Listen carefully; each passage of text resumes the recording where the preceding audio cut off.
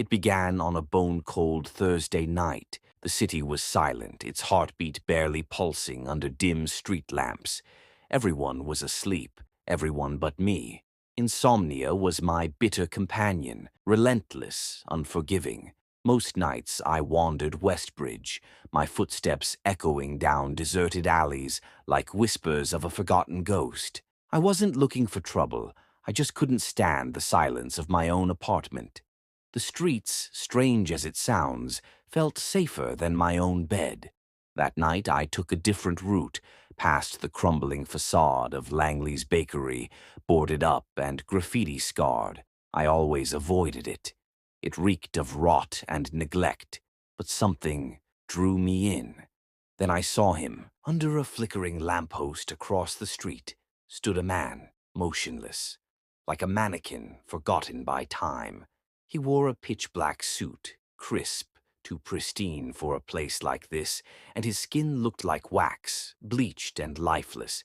But that smile, it was stretched, inhuman, lips drawn unnaturally wide, showing too many teeth. Not the kind of smile that said hello. It was the kind that said, run. I froze. Every instinct screamed leave, but I couldn't. It was like his stare pinned me there. Then he tilted his head, ever so slowly, as if curious.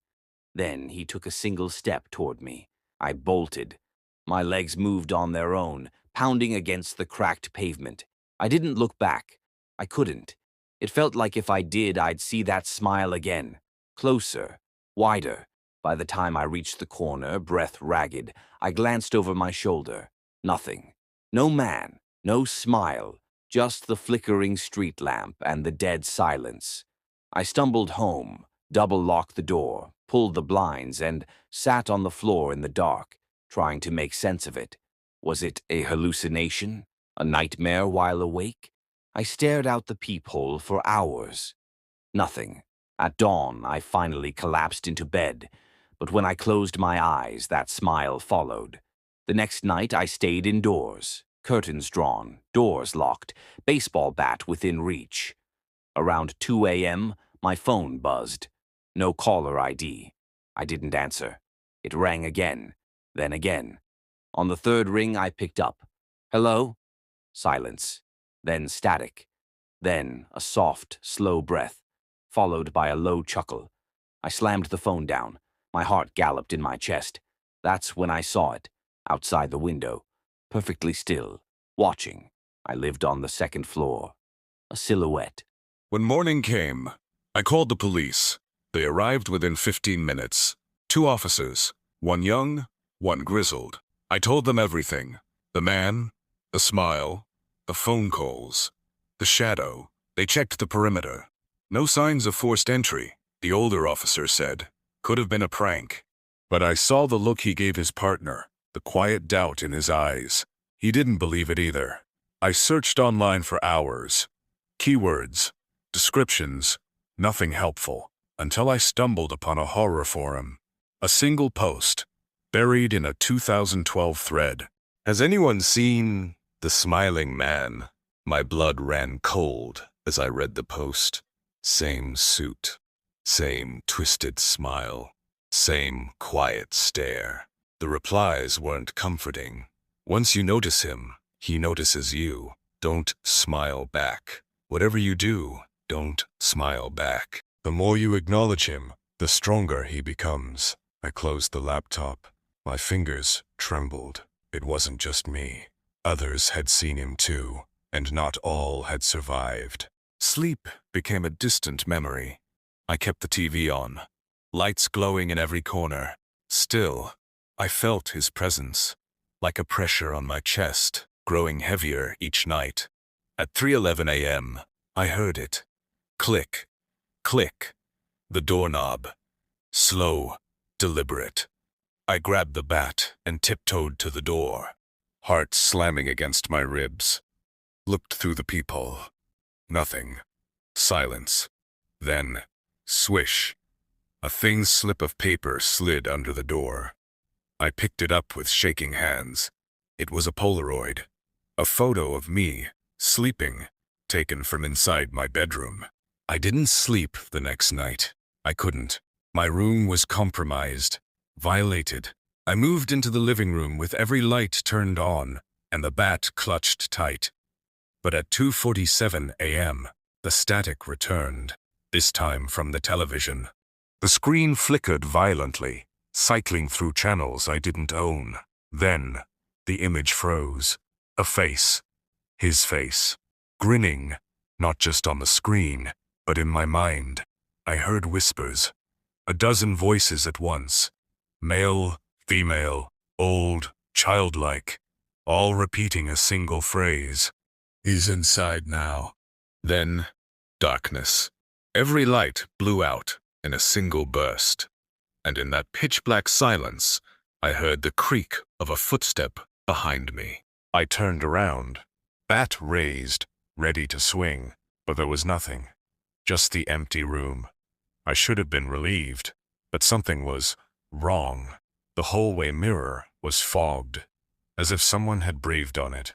And then the message appeared, written in the condensation. Smile for me. I backed away, bat shaking in my hands. Every part of my brain screamed, get out. But where could I go? This thing wasn't outside anymore. It was here. I smashed the mirror. Glass rained down. And still, I felt his grin in the air around me. That was the first night I saw my own reflection smile, when I didn't. I packed a bag and left. Hotel, motel, Airbnb. Every night in a different place. But it didn't matter. He followed. Sometimes he stood at the end of the hallway. Sometimes in the parking lot.